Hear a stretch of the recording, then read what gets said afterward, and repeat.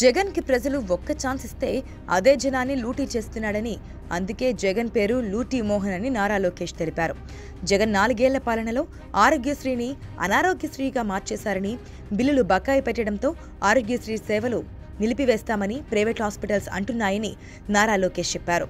రాష్ట్ర ప్రభుత్వ ఆసుపత్రుల్లో కనీసం దూది మందులు లేని దుస్థితి ఏర్పడిందని, లూటీ మోషన్ పెద్ద ఫిట్టింగ్ అండ్ కట్టింగ్ మాస్టర్ అన్నారు. బ్లూ బటన్ నొక్కగానే ప్రజల అకౌంట్లలో 10 రూపాయలు పడతాయని, రెడ్ బటన్ నొక్కగానే ప్రజల ఒక్కొక్కరి అకౌంట్ నుండి 100 రూపాయలు పోతాయన్నారు.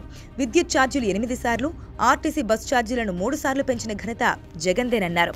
ఇంటి పన్ను, చెత్త పన్ను, పెట్రోల్, డీజిల్ ధరలు, నిత్యావసర సరుకుల ధరలు పెంచి 4 ఏళ్ల నుంచి ప్రజలకు నరకం చూపిస్తున్నాడని లోకేష్ తీవ్ర విమర్శలు చేశారు.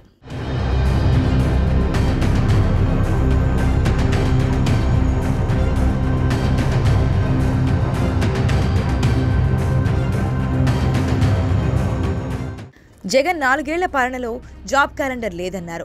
యువతకు 2.30 లక్షల ఉద్యోగాలు, ప్రతి ఏటా 6,500 పోలీసు ఉద్యోగాలు ఇస్తానని లూటీ మోహన్ మోసం చేశారని లోకేష్ తెలిపారు. గ్రూప్ 2 డిఎస్సి నోటిఫికేషన్లే లేవన్నారు.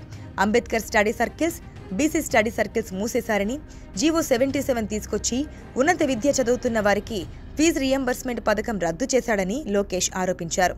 ఖైదీలకు 2,000 రూపాయల మెస్ ఛార్జీలు ఇస్తుంటే విద్యార్థులకు మాత్రం 1,000 రూపాయలు మాత్రమే ఇస్తున్నాడన్నారు. టీడీపీ అధికారంలోకి వచ్చిన వెంటనే ప్రతి ఏడాది నోటిఫికేషన్ ఇస్తామని యువతకు నారా లోకేష్ హామీ ఇచ్చారు. రాష్ట్రంలో మూసేసిన స్టడీ సర్కిల్స్ను తెరిపించి అన్ని జిల్లాల్లో స్టడీ సర్కిల్స్ ఏర్పాటు చేస్తామని యువతకు నారా లోకేష్ హామీ ఇచ్చారు. ఏపీలో మద్యాన్ని ఏరులై పారిస్తూ మహిళల తాలిబొట్లు తాకట్టు పెట్టి 25,000 కోట్లు అప్పు తెచ్చాడన్నారు. 45 ఏళ్లకే బీసీ, ఎస్సీ, ఎస్టీ మహిళలకు పెన్షన్ ఇవ్వకపోగా మహిళలు దాచుకున్న డబ్బును 2,500 కోట్ల రూపాయలు లూటీ మోహన్ దోచేశాడని లోకేష్ అన్నారు. అమ్మఒడి పథకంలోనూ లూటీ మోహన్ కోత విధించాడని నారా లోకేష్ మండిపడ్డారు.